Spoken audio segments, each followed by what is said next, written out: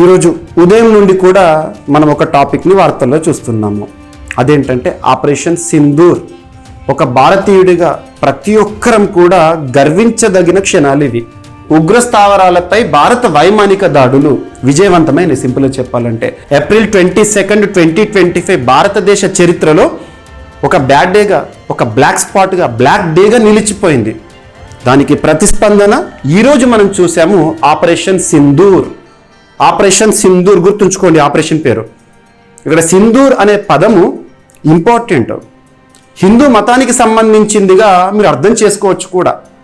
ఇక్కడ వాస్తవాన్ని చెప్పాలంటే ఏప్రిల్ 22, 2025 రోజున తీవ్రవాదులు జమ్మూ కాశ్మీర్లోని పహల్గామ్లో, బైసరన్ వ్యాలీ ఉంటుంది కదా, మినీ స్విట్జర్లాండ్గా పిలిచే ఆ ప్రాంతంలో పర్యాటకులపైన, అమాయక పర్యాటకులపైన కాల్పులు జరిపారు.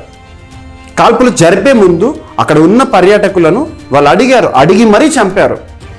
నువ్వు ఏ మతము, హిందువా, ముసల్మానా, ఇలా అడిగారు. కలిమా చెప్పు అని చెప్పేసి ఇటువంటివి అడిగారు.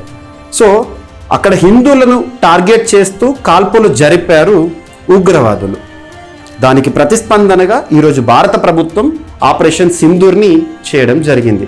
సింధూర్ అంటే అర్థం ఏంటంటే, వాస్తవానికి పహల్గామ్లో జరిగింది ఏంటి, తమ కళ్ళ ముందే తమ భర్తను పొట్టను పెట్టుకున్నారు తీవ్రవాదులు. కళ్ళ ముందే అంటున్నాను. సో భర్త కళ్ళ ముందు ప్రాణాలు కోల్పోతూ ఉంటే ఆ భార్య ఎంతటి పరిస్థితిలో ఉందో అర్థం చేసుకోవచ్చు. చెప్తుంటే మనకే నోరు రావట్లేదు. అటువంటిది ఆ సందర్భాన్ని చూసిన మహిళ ఎంతటి బాధాతప్త హృదయంతో ఉంటుంది ఒక్కసారి ఆలోచించండి. కళ్ళ ముందు భర్త ప్రాణాలు కోల్పోవడం చూసిన ఆ మహిళ. సింపుల్గా హిందూ సంస్కృతిలో మనము బొట్టు పెట్టుకుంటూ ఉంటాము.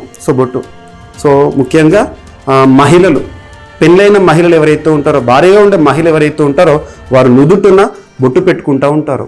సింపుల్గా కళ్ళ ముందే ఆ సింధూరాన్ని చెరిపివేశారు ఆ ఉగ్రవాదులు.